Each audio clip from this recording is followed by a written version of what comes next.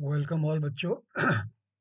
आज जो न्यूमेरिकल है ये इंजीनियरिंग सर्विसेज का है, जिसको मैं IES कहता हूँ। 2022 का न्यूमेरिकल है इंडक्शन मोटर पे। क्वेश्चन देखो, ये कहता है कि three phase star connected 4 pole 415 volt 50 hertz induction motor has equivalent circuit parameters of RS। ये RS कर रहा है, हम लोग तो R1 बोलते हैं, लेकिन एनीवे RS से कर लोगे। Is equal to 1.1 Om.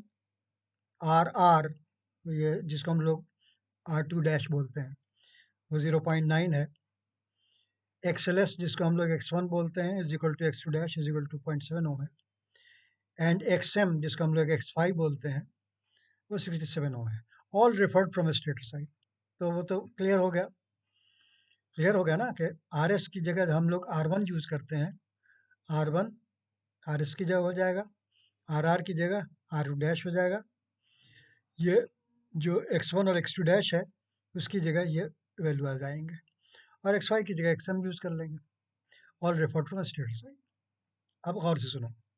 The motor is driving a load whose torque is proportional to a square of speed।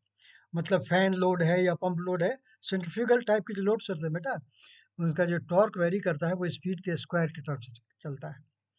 तो जाहिर है, मतलब स्पीड कम हो जाएगी तो उनकी टॉर्क रिक्वायरमेंट कम हो जाएगी, स्पीड बढ़ जाएगी तो टॉर्क रिक्वायरमेंट बढ़ जाएगी।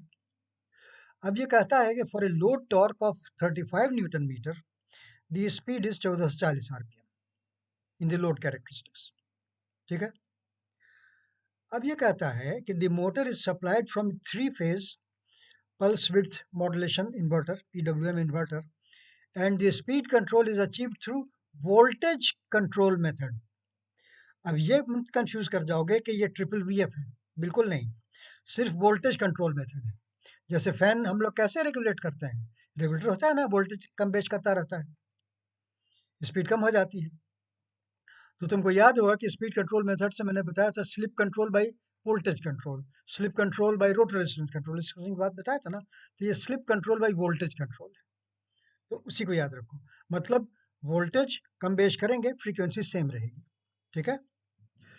अब देखो, now if the motor speed to be brought down to 1250 RPM, then find.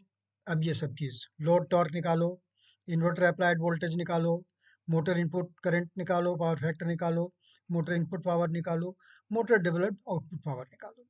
अच्छा, एक आसानी इसलिए कर दी कि assume negligible no load losses and no input harmonics, तो कोई कंसिडर करता भी नहीं to the motor. No load losses को आपने इग्नोर कर दिया। इससे बहुत आसानी ये हो गई कि जो शैफ्ट का आउटपुट है, मतलब जो P आउटपुट है और जो पावर डेवलप्ड है, वो सेम है। समझ गए? जो P आउटपुट है और पावर डेवलप्ड है, उसके बीच में क्या लॉस होता है? उसके बीच में मेनली रोटेशन लॉस होता है। उसको इसने कह दिया कि नो लोड लॉस को इग्नोर कर दिया, तो नो लोड पे रोटेशनल लॉस तो होगा। ठीक है ना, राइट। तो इससे हम लोगों को आसानी हो गई, इसलिए कि जो P आउटपुट होगा वो डेवलप्ड मैकेनिकल पावर डेवलप्ड के बराबर हो जाएगा।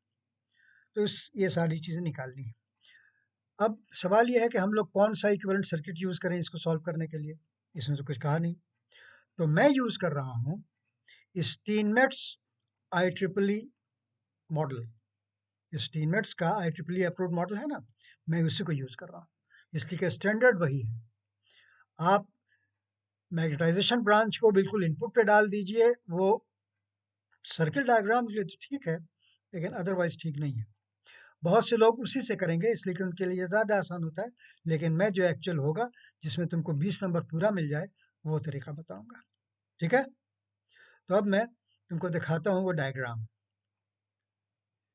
मैंने इसको कर दिया है ऐसा, ये R1 की जगह मैंने लिख दिया RS, X1 की जगह लिख दिया XLS। यहाँ पे तुम देखो X2 डैश की जगह XR लिख दिया है, और R2 डैश की जगह RR लिख दिया है। मैं आमतौर पर यहाँ पे X5 दिखाता हूँ, यहाँ पर XM ही मैंने कर दिया है जो उसने कहा है, और नीचे लिख दिया है IEEE approved Steinmetz model of three phase induction motor. इसी के हिसाब से हम लोग सॉल्व करते हैं। तो यहीं पर सॉल्यूशन शुरू करते हैं। थोड़ी जगह यहाँ पर है, ग्रिड बना लेते हैं, थोड़ी छोटी ग्रिड कर देते हैं, ज़्यादा छोटी हो गई शायद, चलो चलेगा। यहीं सॉल्यूशन स्टार्ट करते हैं, ब्लैक से करते हैं। बहुत ध्यान से देखोगे सॉल्यूशन।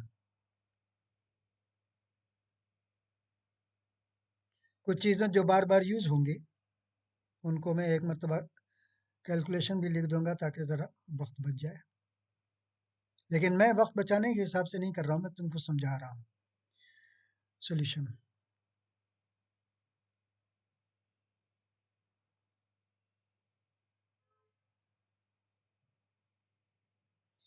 सबसे पहले तो केस वन, या केस वन क्या, सबसे पहले जनरल बात लिखो, एन एस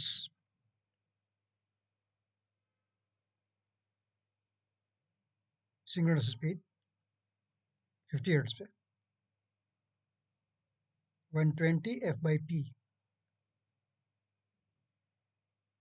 50 हर्ट्ज की मोटर है ना। हाँ, नंबर ऑफ पोल कितना है, 4।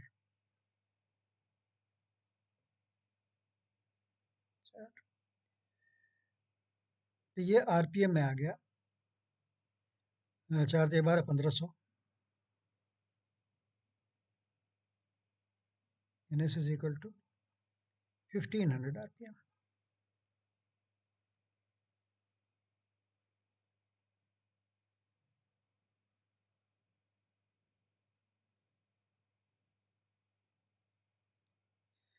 ये तो आ गया। अब देखो सबसे पहले केस वन,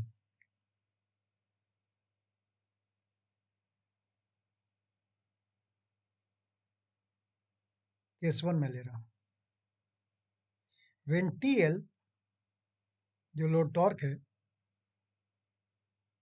फुल वोल्टेज पे, when TL T load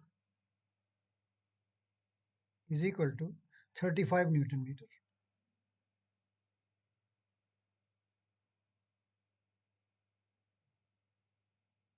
Newton metre, ये टीएल है 35 न्यूटन मीटर। तो यहाँ पर स्लिप क्या है, here slip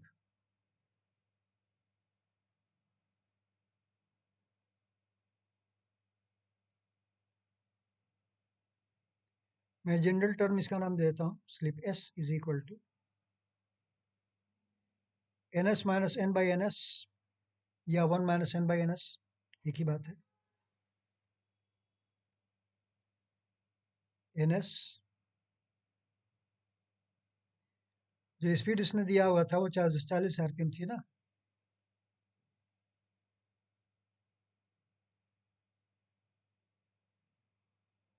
by N S.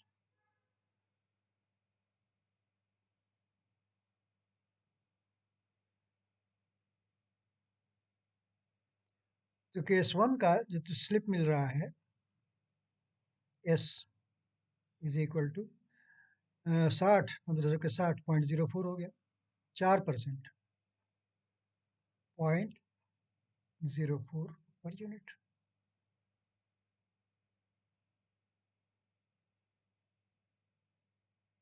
ये पहली स्लिप है, ठीक है। अब तुमको इसकी स्पीड को चेंज करना है। यहाँ पर जगह नहीं है, नेक्स्ट पेज चलते हैं, नए पेज पे।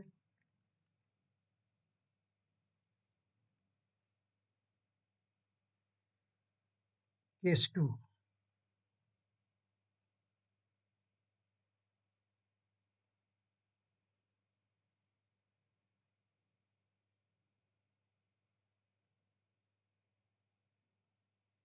केस टू पे ये कह रहा है कि स्पीड जो है वो है 1250 आरपीएम। तो केस टू में जो स्लिप है एस टू, चलो एस टू कर देते हैं, तो पीछे वाले को एस वन कर देते हैं। काहे के लिए तुमको कन्फ्यूजन में छोड़ा?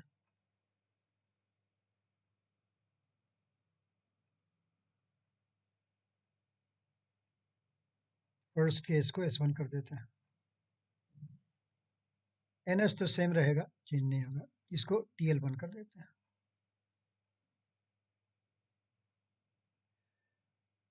अरे हम लोग तो ऐसे ही कर देते हैं, लेकिन तुम लोगों को कन्फ्यूजन ना हो इसलिए मैं S1 S2 कर दूंगा। S1.04। S2 is equal to, singular speed तो सेम रहेगी इसलिए कि सिर्फ वोल्टेज हम चेंज कर रहे हैं। हमारे दिमाग में ये खुराफात नहीं आना चाहिए कि सिर्फ वोल्टेज चेंज कर रहे हैं तो फ्रीक्वेंसी ओवरफ्लक्सिंग हो जाएगी, ये होगा वो होगा, कुछ नहीं। 50 हर्ट्ज आप फ्रीक्वेंसी रखिए, वोल्टेज कम कीजिए, कोई आपको फ्लक्स थोड़ी कांस्टेंट रखने की ज़रूरत होती है। फ्लक्स कम हो जाएगा तब तो स्पीड कम हो जाएगी, कम होगी, कम वोल्टेज पे। तो S2 हो गया 1500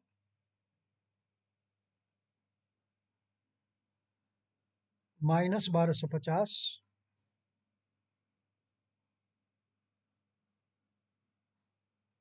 बाई 1500।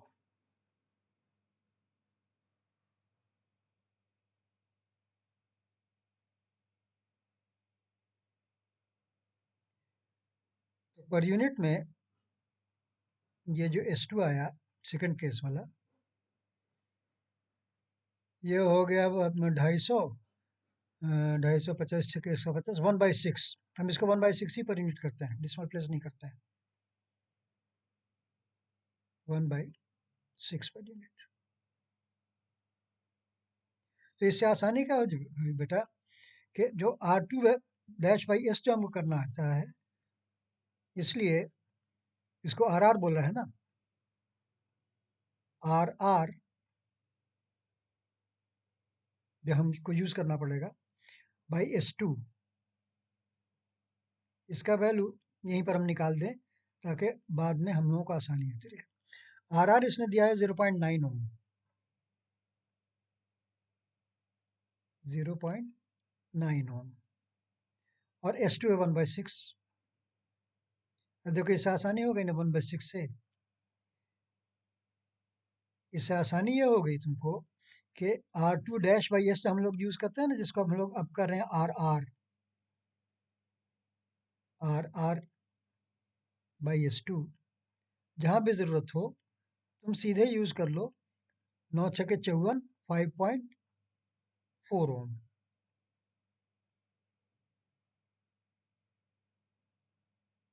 ये दोनों चीज़ तुम्हारे काम की आ गई। अब देखो, अब एट 1250 RPM, केस 2 में at 1250 RPM, since load torque is given as speed square, speed is n, actual n square, इसलिए इसी लाइन में लिखता हूँ TL2 मतलब सेकंड केस में जो टॉर्क होगा वो कितना होगा, TL2 by TL1 is equal to N2 by N1 का होल स्क्वायर।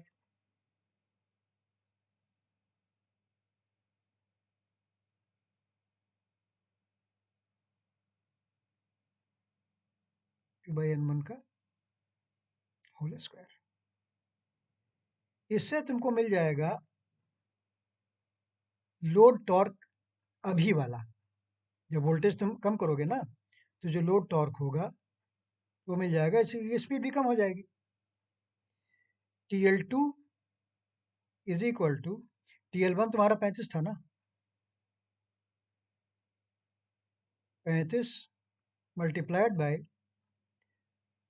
N2 तुम्हारा क्या है, 1250, 1250, और N1 था तुम्हारा शायद 1440 था ना, 1440 का होल स्क्वायर कर दो। अब यहाँ तो कैलकुलेट तुमको अलाउड होगा, तो आराम से इसको सॉल्व कर लो। इसको देखो, तुम्हारा अभी जो प्रेजेंट टॉर्क है वो कितना हो गया, TL2 is equal to, calculation तुम्हारे सामने कर रहा हूँ, तुम तो जानते हो फ्रैक्शन यूज करता हूँ, नहीं भी करूँ तभी चल जाएगा। 35 × 1250 डिवाइडेड बाई 1440। हालांकि 1250 के बजाय 125 लिखो, 125 डिवाइडेड बाई 144 कर दो तो काम हो जाएगा, लेकिन खैर उसमें तुम लोग गलती कर देते हो इसलिए मैं छोड़ देता हूँ। ये देखो, ये आ गया। अब इसको कैलकुलेट करो, ये आ गया 36.37 न्यूटन मीटर। 36.37 न्यूटन मीटर, ठीक है।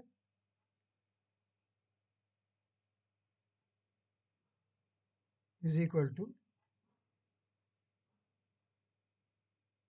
36.37 न्यूटन मीटर।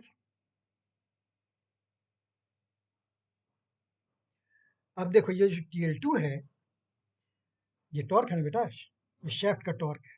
यही टॉर्क, चूंकि तुमने नो लोड लॉसेस को इग्नोर कर दिया है, therefore then in this case, then here TL2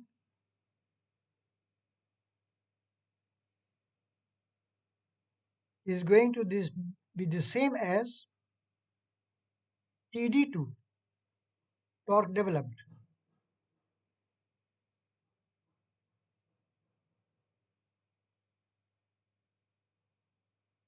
ठीक है, इसलिए कि रोटेशन लॉसेस है ही नहीं, तो जो टॉर्क शाफ्ट पे है वही टॉर्क डेवलप हुआ है। ठीक है ना, रोटेशन लॉस के चलते तो टॉर्क आप नहीं माइनस कीजिएगा ना। ये TD2 और यही हो गया is equal to air gap torque TG2। यही हो गया TG2 भी। मतलब जो एयर गैप टॉर्क है सेकंड केस का, वो एक, ये जो शेफ टॉर्क तुम्हारा है उसके एग्जैक्टली बराबर है। ठीक है।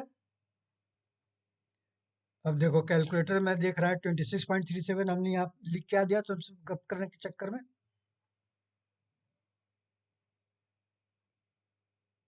कहाँ चला गया।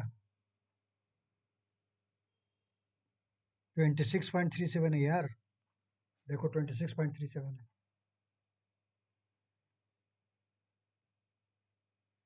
यही सब गलती हो जाती है तो बाद में जा करके फिर से सारा चेंज करना पड़ता है। 26.37 न्यूटन मीटर आया बेटा सेकंड केस का टॉर्क, और यही एयर गैप टॉर्क भी आ गया। तुम जानते हो कि एयर गैप टॉर्क जब आ गया तो जो PG होता है, PG2, then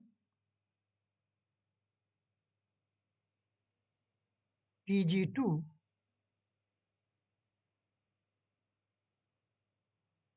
air gap power, जाहिर है air gap torque multiplied by synchronous speed in mechanical radian per second is equal to TG two, ये सब इतना था ना, सबका वैल्यू था 26.37, 26.37 न्यूटन मीटर सबका वैल्यू था।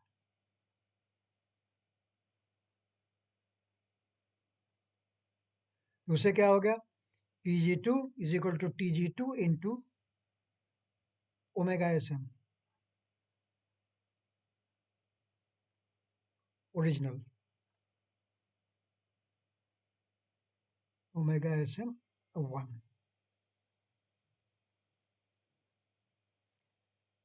ओमेगा SM तो सेम ही है, 1 करने की जरूरत नहीं है, कोई फ्रीक्वेंसी चेंज कर नहीं रहे।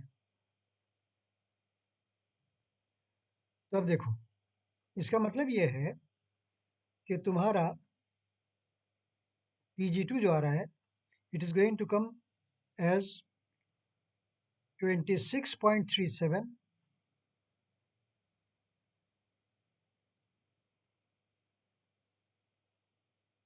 Into 2π NS/60, 2π × NS 1500/60,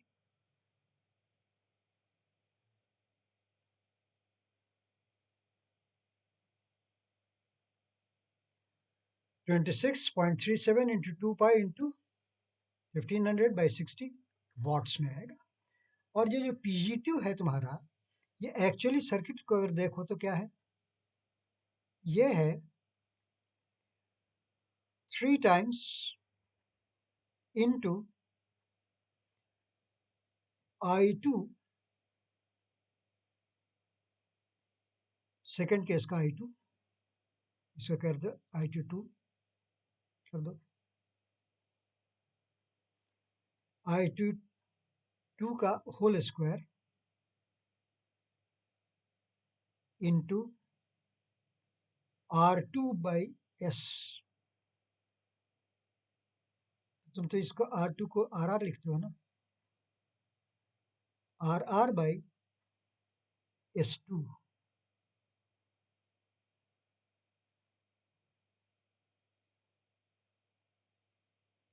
is equal to, ये इक्वेशन आ गया। इसलिए पीजीटी तो ये 3 × I2 डैश, इसको I2 डैश हम लोग बोलते हैं ना, I2 डैश होल स्क्वायर, इसको ब्रैकेट में डाल दें। चलो ब्रैकेट में करते हैं।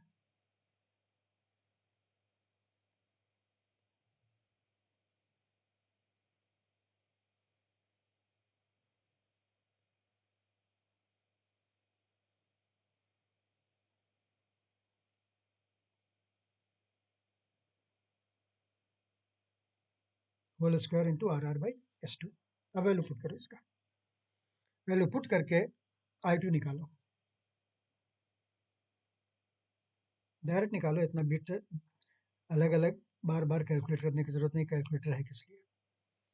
यहाँ से तुम वैल्यू पुट करो, 3 × I2 डैश, सेकेंड केस का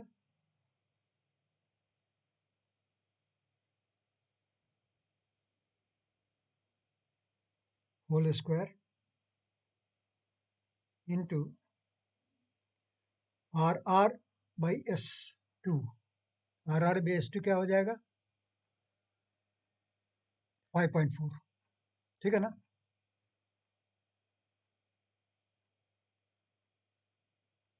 इंटू 5.4 इज इक्वल टू, ये पूरी चीज़ आ गई, 26.37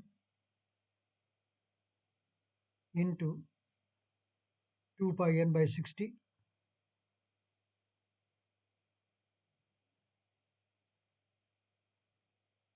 अब इस इक्वेशन से तुमको सीधे निकल जाएगा I2 डैश, सेकेंड केस का, वो मैं कैलकुलेट कर रहा हूँ, देखा है ना। बस बहुत छोटी सी एक लाइन है, मिल जाएगी। I2 डैश लिखो, कैलकुलेट कैसे किया जाएगा मैं तुमको बता रहा हूँ।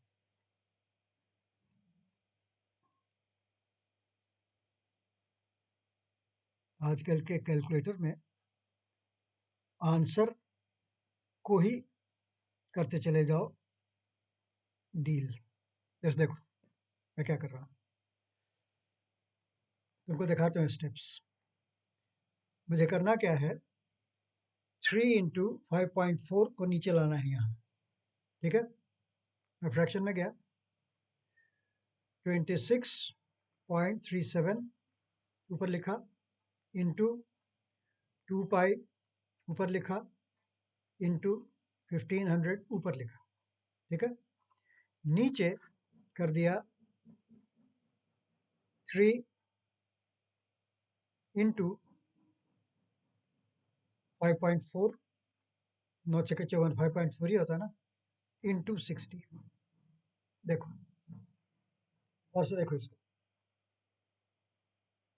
देख लिया एक्सप्रेशन को। अब देखो इसको मैंने इक्वल टू प्रेस किया, कुछ वैल्यू आया, ये आई टू स्क्वायर का है, ये वैल्यू आई टू स्क्वायर वाले हैं, इसका स्क्वायर रूट निकालो। मैं क्या करूँगा, स्क्वायर रूट और लिखूंगा answer, square root of the answer, इसके बाद करूंगा इक्वल टू, और से देखो कितना आया, 15.99 एम्पियर आ गया ना क्विकली, कोई बीच का कैलकुलेशन नहीं करना पड़ा। मैं 15.99 ही रखूंगा, 16 भी नहीं करूंगा, ताकि एक्यूरेसी बनी रहे। तुम 16 कर सकते हो बहुत आराम से, मुझे कोई प्रॉब्लम नहीं है, कोई फर्क नहीं पड़ेगा, कोई नंबर भी नहीं कटेगा, लेकिन मैं 16 के बजाय 15.99 ही लिख रहा हूँ, 15.99 एम्पियर्स। ज़ाहिर है स्टार कनेक्टेड है तो लाइन करंट और फेज करंट सेम होगा। ये तुम्हारे एक काम की चीज़ आ गई, I2 का वैल्यू आ गया सेकंड केस का, I2 डैश का, ठीक है। अब नेक्स्ट आपको क्या चाहिए भाई, एक पेज नया बनाइए।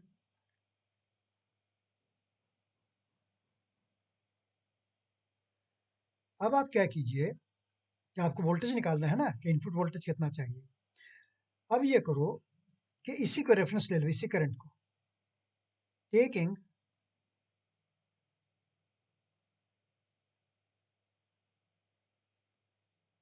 I2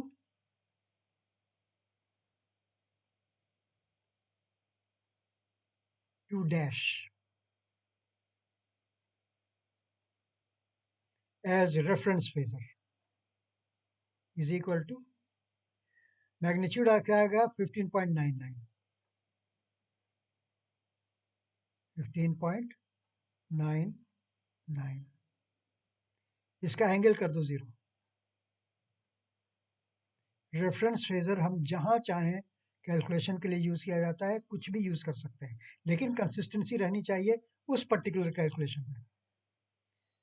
0 degree as reference phasor,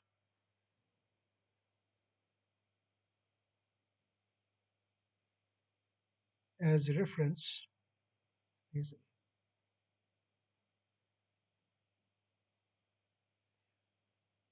ये आ गया इतना, 15.99 angle 0 degree amperes as reference phasor. अब हमको निकालना है E1, देन E1, इसलिए कि मैंने मैग्नेटाइजेशन ब्रांच को, एक्साइटिंग ब्रांच को बीच में रखा है। देन E1 सेकेंड केस वाला E1 है, as phasor is equal to क्या होगा, बोलो, इज इक्वल टू क्या होगा,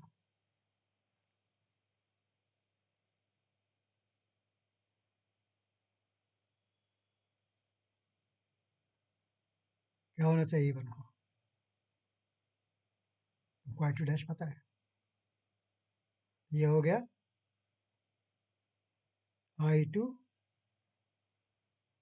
to as phasor dash as phasor multiplied by, बोलिए क्या होगा, R बाई S2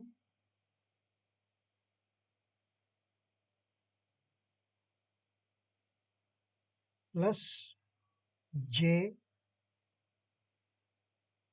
X L R, बात समझ में आई। वैल्यू पुट कर दीजिए,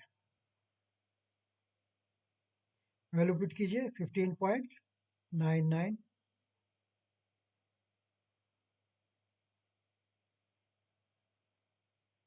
एंगल 0 डिग्री, एंगल 0 डिग्री लिख दो ताकि तुमको यकीन हो कि ये रेफरेंस फेजर है, इनटू आर बाई S2 हम लोग 5.4 निकाल चुके हैं,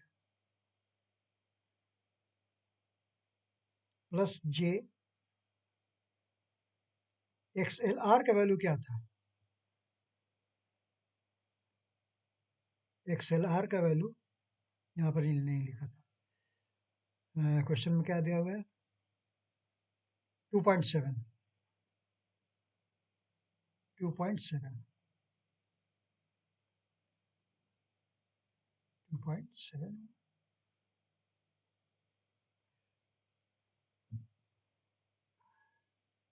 I2 डैश इंटू 5.4 प्लस जे 2.7, इसे कैलकुलेट करो कितना आया?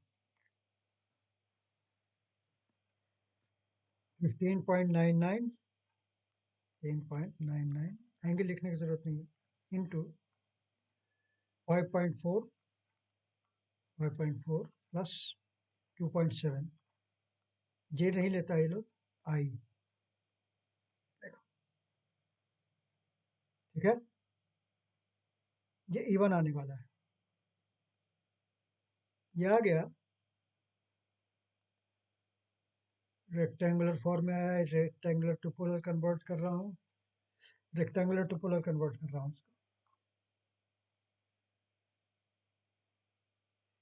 ये आ गया 96.54 एंगल 26 पॉइंट समथिंग डिग्रीज, और से देखो 96.54 96.54 एंगल 96.54 एंगल 26.565 है, तो 57 कर देते हैं, देख रहा ना, एंगल 26.57 डिग्रीज।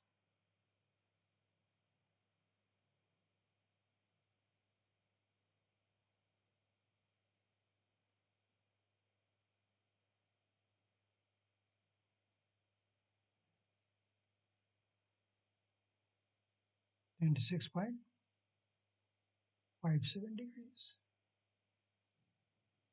ये वोल्ट्स हुआ लाइन टू न्यूट्रल, इस बात का ख्याल रखो, यह है E1 2। सेकेंड केस का primary induced EMF which is the flux creator, तो यहां से निकालो आई फाई, बहुत से लोग करंट डिवाइड रूल वगैरह से निकालते हैं, उससे कोई जरूरत नहीं है, आई फाई निकालो आराम से,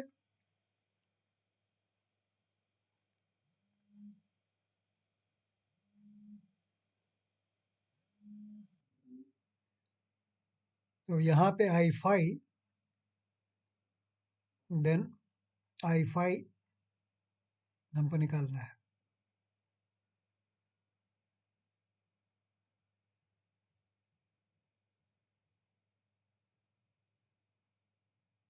सेकेंड केस का है तो आई फाई 2 लिख देते हैं,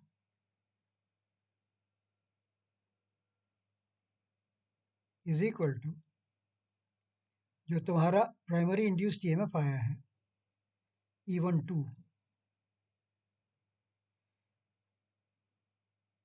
इसको JX, यहाँ तुम M कहते हो ना, JXM से डिवाइड कर दो, इससे कैलकुलेशन करो, इसी लाइन में कर रहा हूँ मैं,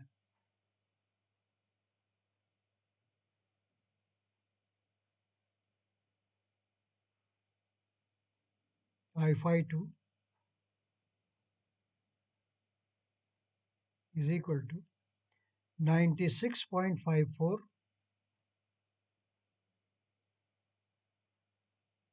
मैं वैल्यूज गलत लिख देता हूँ, अगर गलत लिखा हो तो तुम लोग अपना सही कर लोगे, 96.54 एंगल 26.57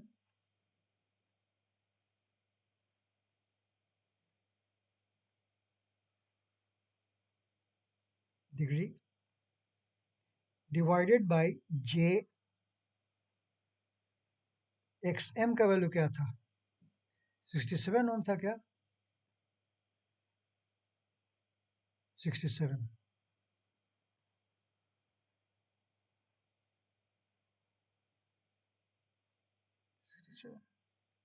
इससे तुमको एक्साइटिंग करंट मिल जाएगा केस 2 का।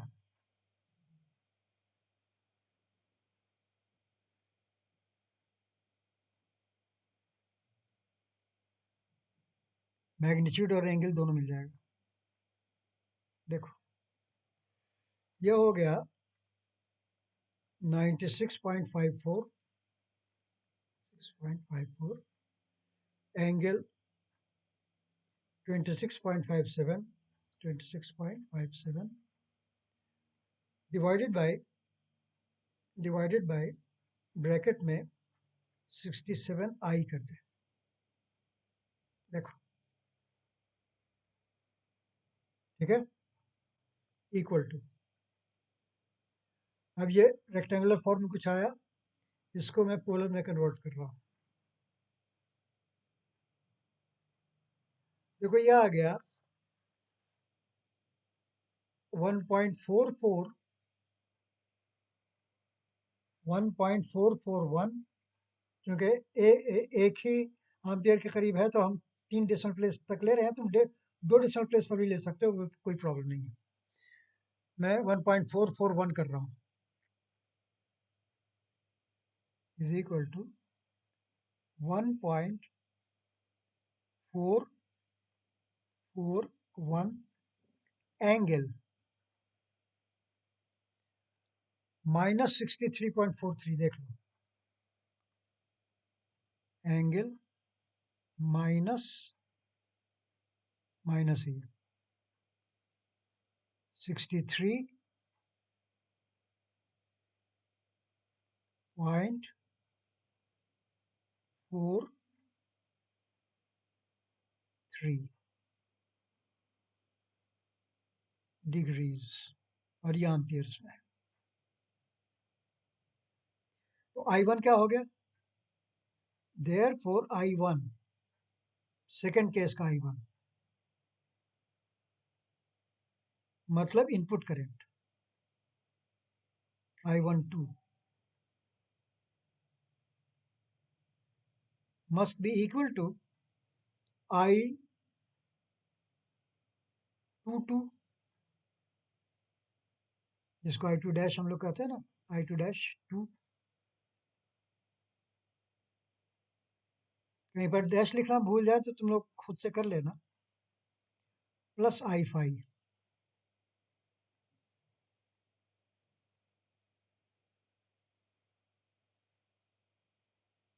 इनके वैल्यूज पुट कर दो, मैं इसी लाइन में कर रहा हूँ। I1 in case 2 at reduced voltage, जब की स्पीड कम हो रही है, 1250 आप कर रहे हैं ना, इज इक्वल टू I22 कहाँ गया? 15.99 एंगल 0 डिग्री, 15.99 एंगल 0 डिग्री। इसमें जोड़ दो अभी जो ताज़ा ताज़ा आया है I5 प्लस, कोई बहुत ज़्यादा फर्क नहीं पड़ने वाला है, उस बेचारे की औकात ही क्या है, लेकिन फिर भी एग्जैक्ट इक्विवेलेंट सर्किट पर आपको बनाना चाहिए, तब आपको नंबर पूरा मिलेगा। -63.43। आप अप्रोक्सीमेशन बहुत ज़्यादा कर देते हैं ना, तो अप्रोक्सीमेशन में आपका नंबर भी अप्रोक्सीमेशन में चला जाएगा। समझ गए? अब इसको सॉल्व करो। इसको सॉल्व करने पर I1 input current under the second case as phasor कितना आता है इसको चेक करो।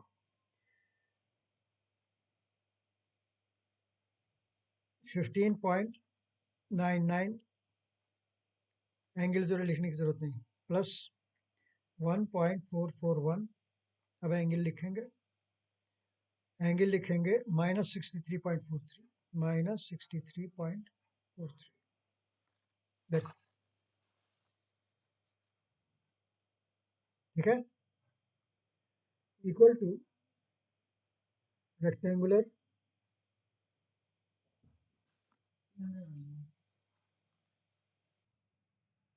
देखो ये इसका रेक्टेंगुलर फॉर्म आया, इसको पोलर में कन्वर्ट कर रहा हूँ। ये करंट आ गया 16.684, एंगल -4 पॉइंट समथिंग आ रहा है, तो 16.68 कर देता हूँ। I12 इज इक्वल टू 16.68,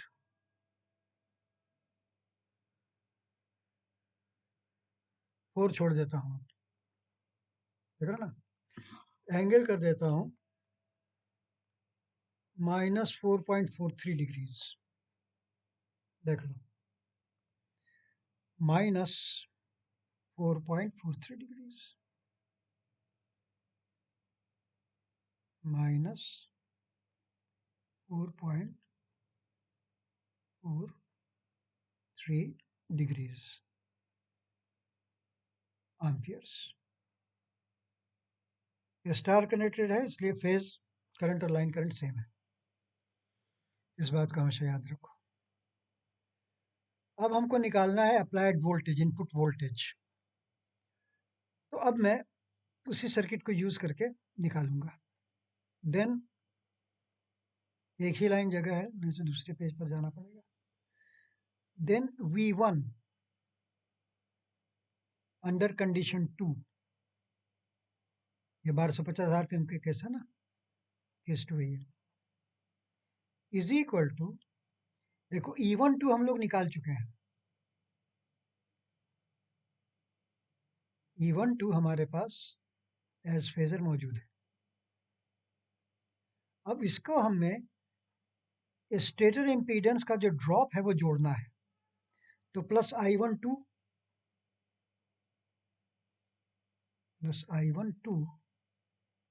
का वैल्यू लिखोगे एज फेजर, और इसको मल्टीप्लाई कर दोगे Z1 से। Z1 क्या है? Z1 है RS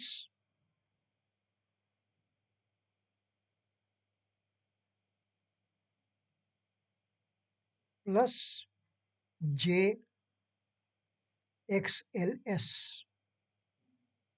प्राइमरी लीकेज रिएक्टेंस। यही वैल्यू तुमको पुट कर देना है बेटा, समझ गए? तो इससे क्या होगा, नेक्स्ट पेज ले लो। इससे तुम्हारा आ जाएगा V12, मतलब input voltage under the second condition, जो तुमको जवाब भी चाहिए, is equal to E1। E12 कितना आया था? E12 आया था 96.54, कितना था?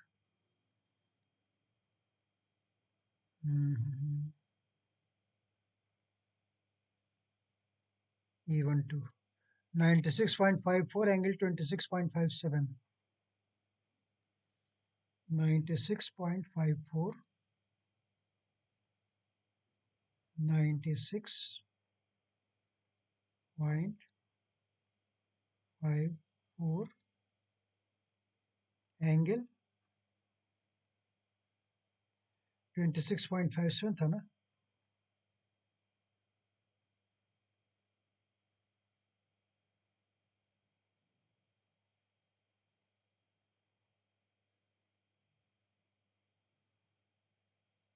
(26.57 डिग्रीज) प्लस I12 का वैल्यू क्या है, निकाला था 16.68 एंगल -4.43, 16.68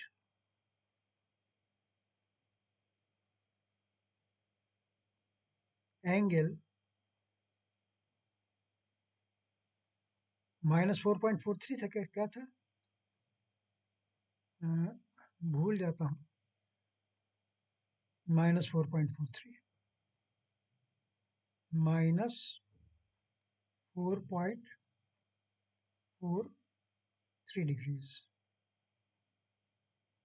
ये तो हो गया I12। अब मल्टीप्लाइड बाय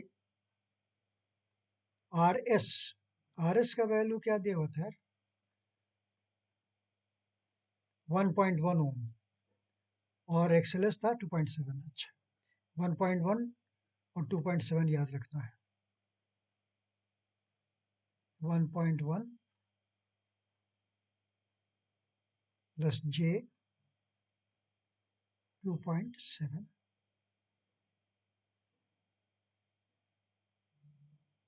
ये J है। ये जो वोल्टेज निकलेगा, वोल्ट्स, ये निकलेगा line to neutral.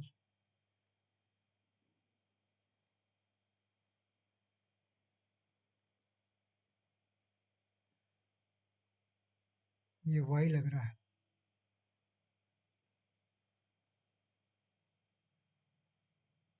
Volts line to neutral निकलेगा।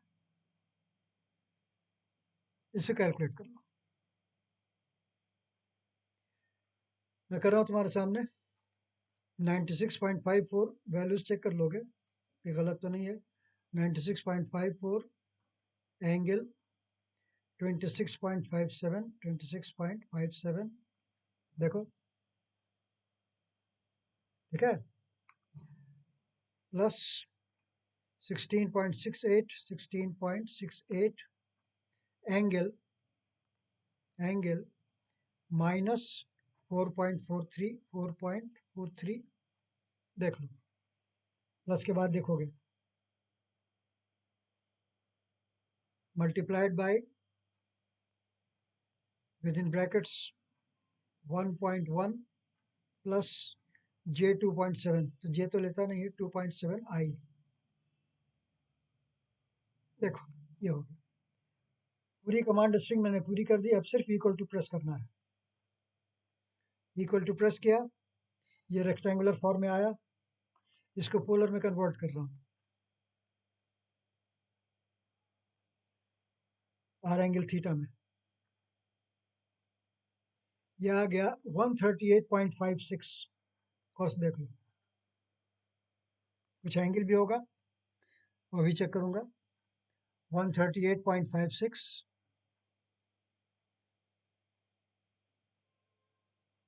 138.56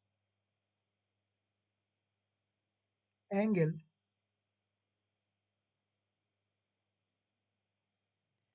38 पॉइंट समथिंग आ रहा है बेटा, 38.7156 है, तो 38.72 कर देता हूँ, ठीक है ना? 38.72 डिग्रीज।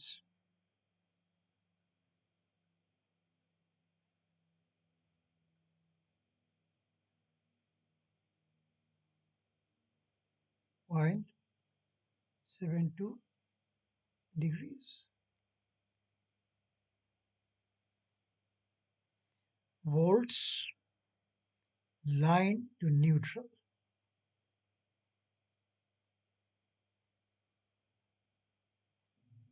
ठीक है? तो लाइन टू लाइन क्या हो जाएगा? √3 टाइम्स, इसका √3 टाइम्स हो जाएगा लाइन टू लाइन। अब इन्होंने पूछा क्या क्या था, अब देखा जाए। और ही पूछा था ना कुछ।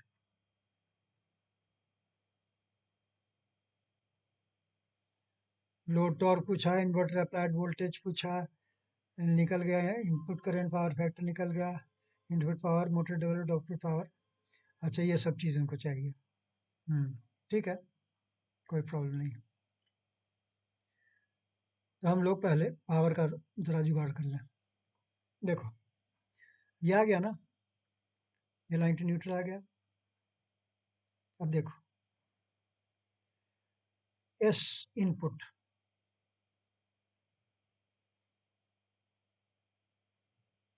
कॉम्प्लेक्स पावर इनपुट, किस केस का? सेकंड केस का।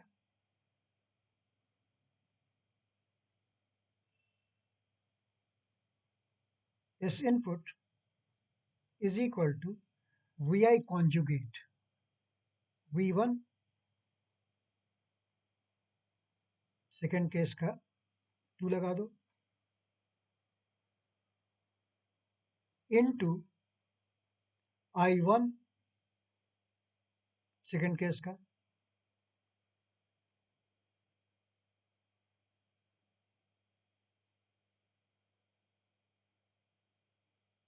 कॉन्जुगेट। वैल्यू पुट करता हूँ, ये आएगा तुम्हारा VA पर फेज, VA पर फेज, इसलिए कि पर फेज वैल्यूज हम लोग यूज कर रहे हैं, √3 लगा करके लाइन वैल्यू नहीं यूज कर रहे हैं, पर फेज। ये लाइन टू न्यूट्रल है करंट, तो फेज करंट और लाइन करंट सेम होता है। अब इसको वैल्यू पुट करो। V12 तुम्हारा आया है एज फेजर 138.56, 8.56। इसका एंगल है 38.72।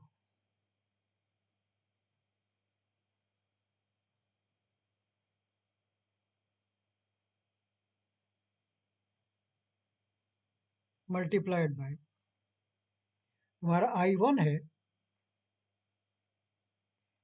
यही है ना 16.68,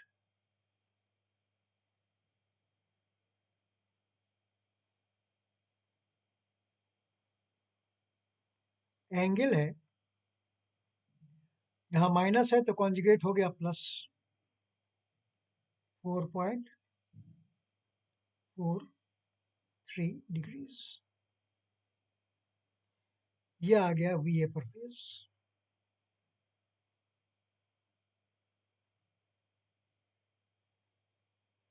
VA पर फेज, इसे कैलकुलेट कर लो, देखो कितना आता है। कर रहा हूँ मैं 138.56 एंगल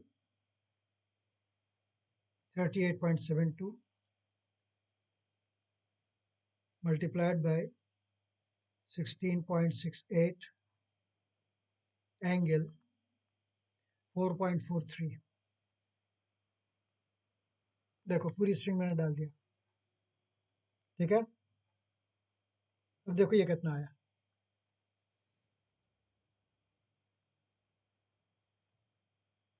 ये रेक्टेंगुलर फॉर्म में अभी है, और मैं इसको इसलिए लिख रहा हूँ रेक्टेंगुलर फॉर्म में कि ये हमको डायरेक्टली वॉट्स भी दे देगा और वार भी दे देगा, इसलिए मैं लिख रहा हूँ पहले ये इज इक्वल टू 1686।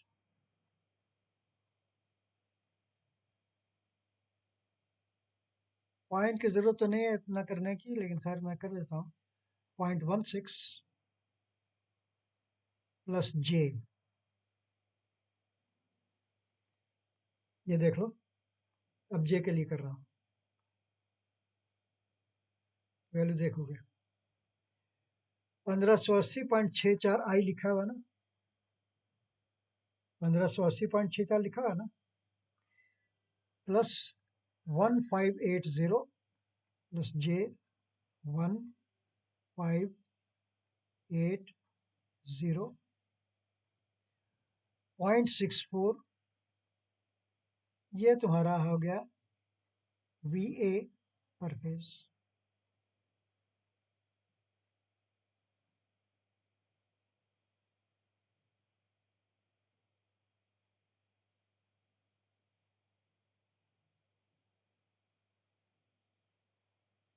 और तुम जानते हो ये होता है P plus JQ। This is P input, under second condition plus J Q reactive power input J Q two input is equal to इतना आ गया पर फेज। अब मैं इसको कर देता हूँ पोलर फॉर्म में, तो पीएफ तुमको बता देगा। इसी चीज को मैं पोलर फॉर्म में कन्वर्ट कर रहा हूँ। और से देखो आंसर एंगल आर थीटा, देखो कितना आया 2311 पॉइंट समथिंग, उसके बाद एंगल आया 43 पॉइंट समथिंग। चेक कर लो, नोट कर लो, मैं लिख रहा हूँ इसको 2311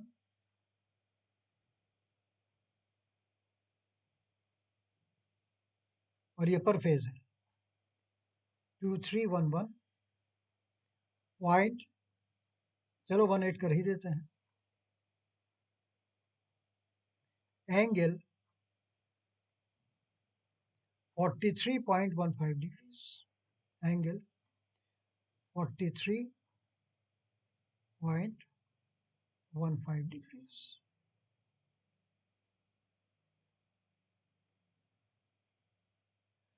तुम जानते हो कि इसी चीज को पोलर फॉर्म में कहा जाता है, इसका मैग्नीट्यूड हो जाएगा एस इनपुट 2 और एंगल हो जाएगा फाई 2। कौन सा फाई?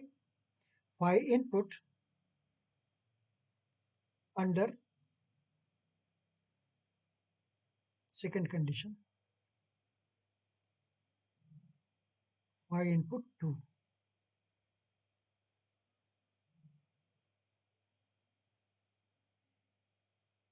फाई इनपुट 2,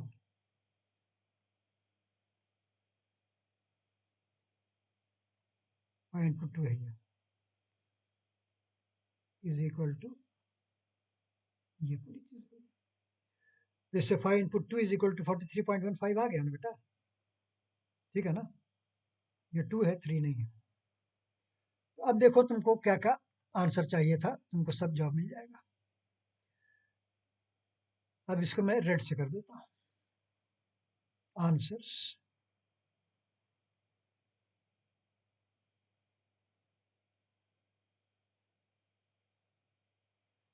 लंबा चौड़ा हिसाब किताब था तो उसी ऑर्डर में आंसर मैं लिख देता हूँ।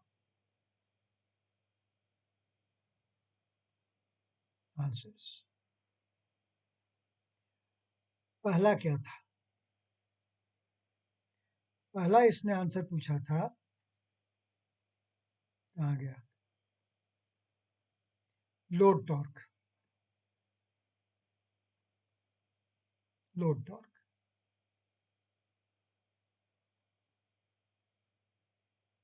दूसरे केस का लोड टॉर्क पूछा था ना,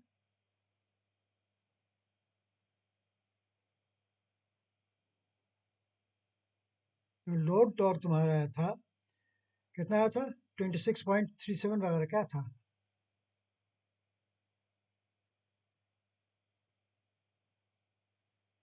हम्म,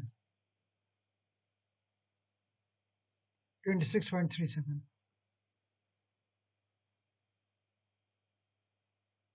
26.37 न्यूटन मीटर।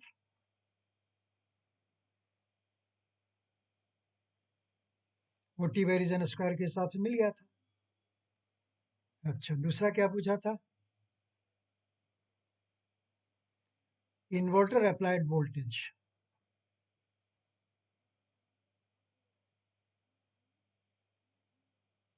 दूसरा जगह है ना, थोड़ी सी जगह है, इन्वर्टर अप्लाइड वोल्टेज,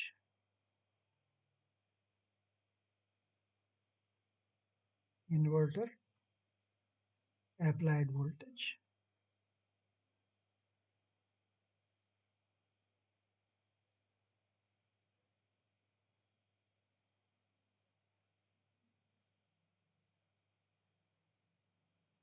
ये हो गया ओ पर फेज वैल्यू था ना बेटा, √3 टाइम्स जो तुम्हारा V12 आया ना, कितना था, 138.56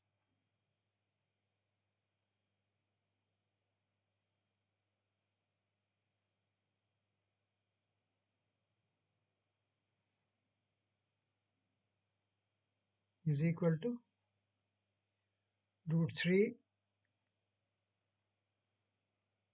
इंटू 138.56। देखो ये वैल्यू है, इज इक्वल टू 239.99 आ गया, मतलब 240। इसको मैं 240 लिखूंगा, इसलिए कि मेरे ख्याल में एग्जामिनर ने भी 240 ही वोल्ट सोच करके क्वेश्चन बनाया है। Is equal to 240 volts line to line.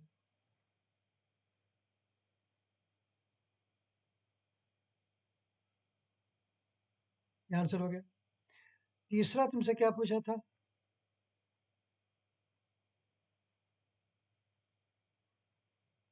तीसरी चीज ने पूछा था motor input current and power factor. Motor input current,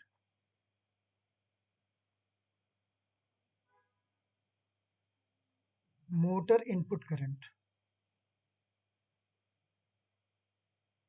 motor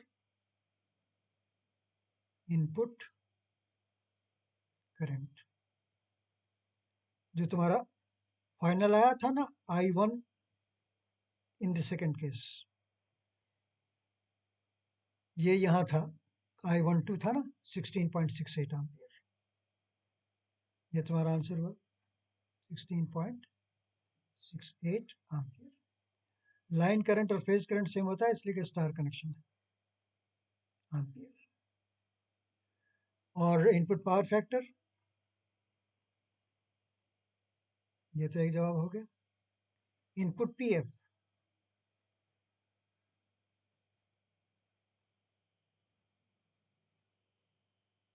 input PF हो गया cos of that angle 512, 512 angle है 43.15,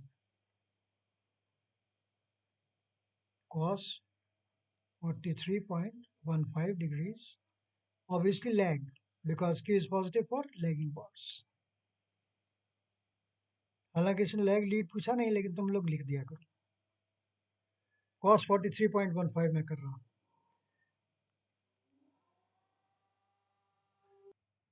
देखो ये आ गया cos 43.15, देख लो ये आ गया 0.72956, तो मैं 0.7296 लिखूंगा।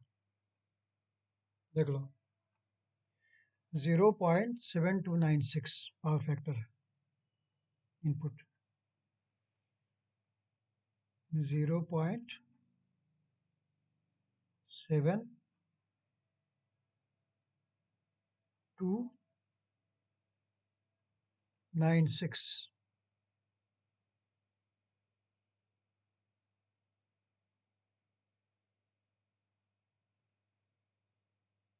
मैं नेचर भी लिखूंगा, लैग,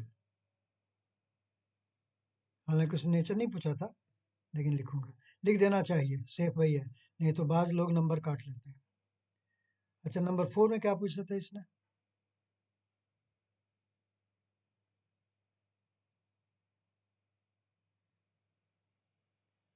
नंबर 4 क्या पूछा था, मोटर इनपुट पावर, तो बहुत सिंपल है, motor input power, motor input power का मतलब होता है रियल पावर।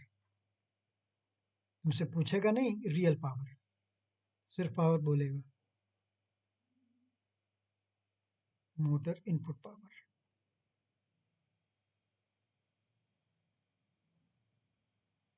एक फेज का पावर था 186.16, तो तीनों फेज मिलाकर कितना हो जाएगा, 3 इंटू 186.16 1686 sorry 1686.16 watts. 1686.16 मल्टीप्लाई कर दो 3 से, 3 इंटू 1686 देख लो इज इक्वल टू 5058.48 देख लो 5058.48 5058.48 watts. तो किलोवाट में कितना हो गया? तकरीबन 5 किलोवाट से थोड़ा ऊपर, 5.06 कर लो, 5.06 किलोवाट। वैसे वाट में छोड़ दो, कोई प्रॉब्लम नहीं। अब आखिरी पूछ रहा है, जगह तो ख़त्म हो रही है बेटा, देखो हम स्क्वीज करने की कोशिश करते हैं। आखिरी चीज़ पूछी क्या थी, मैं तो भूल ही गया।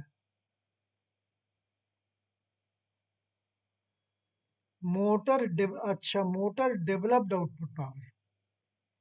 चलिए भाई, मोटर डेवलप्ड आउटपुट पावर, एक से एक नाम लेते हैं भैया। रोटेशनल लॉस तुमने माइनस कर दिया, तो जो शाफ्ट का पावर होगा आउटपुट का, वही मोटर डेवलप्ड आउटपुट पावर होगा।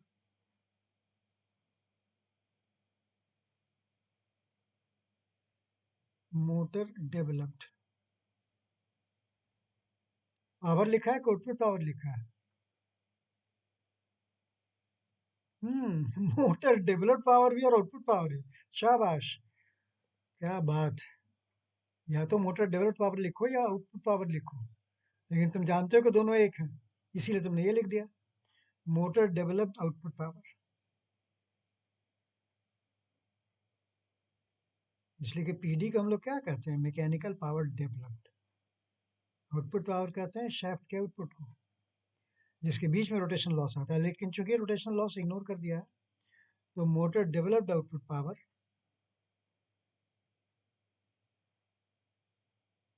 इज इक्वल टू, जो तुम्हारा पीडी था ना, PD2,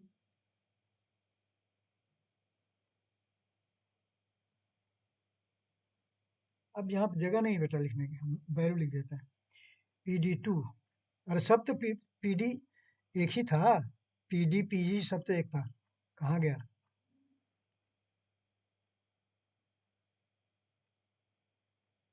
हाँ ये था ना 26.37,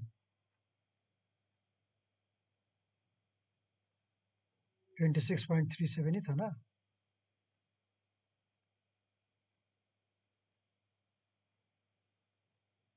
तो 26.37 ये टोटल टॉर्क पर फेज नहीं है, into actual angular velocity in mechanical radian per second, 2 pi n by 60, 2 pi। Case 2 में आप 1250 आरपीएम पे चल रहे हैं ना,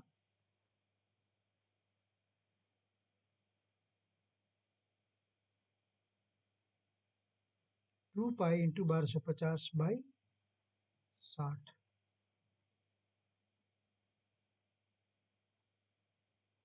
इसको कैलकुलेट कर लीजिए, ये आपका आंसर हो गया 26.37, 26.37 multiplied by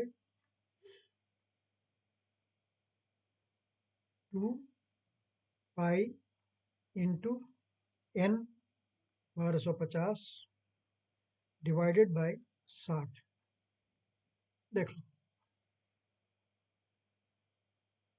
divide by 2 pi n by 60, ठीक है। ये हो गया 2451.82 watts is equal to 2434 3451.82 watts, ये टोटल पावर हो गया। समझ गए? यही तुम्हारा आंसर है, 3451.82 वाट्स। तो आप इसको हाईलाइट कर दो पूरे को। हाईलाइट्स मैं ग्रीन से करता हूँ।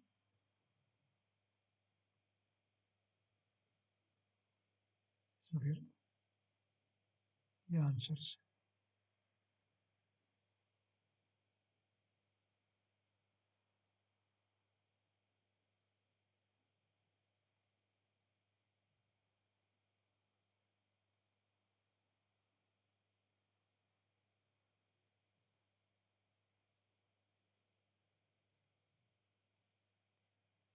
ठीक है बच्चों, बड़ा एग्जॉस्टिव न्यूमेरिकल हो गया, तो अब इसको ख़त्म किया जाए। ग्रिड्स वगैरह को साफ कर देते हैं। इसकी भी ग्रिड साफ कर देते हैं, इसकी भी ग्रिड साफ कर देते हैं, इसकी भी ग्रिड साफ कर देते हैं। इसमें से ग्रिड हमने बनाया नहीं था। तो ठीक है बच्चों, सब ठीक है, चेक कर लिया जाए। अपेरेंटली ठीक ही लग रहा है। बाकी भूल चूक लेनी देनी तुम लोग खुद कर लोगे बेटा। कोई दिक्कत हो तो टेलीग्राम पर मुझसे बात कर लेना, ठीक है? तो इस वीडियो को ख़त्म करने की इजाज़त दो, मैं चेक कर लूँ कि रिकॉर्ड भी हो रहा था कि नहीं। सबसे बड़ा मसला तो यही है कि रिकॉर्ड हो रहा था कि नहीं। रिकॉर्ड तो हो रहा है बेटा, दैट्स गुड। तो ठीक है, इजाज़त दो। Have a nice day, I wish you all the best, good bye and good luck. बहुत अच्छा न्यूमेरिकल था।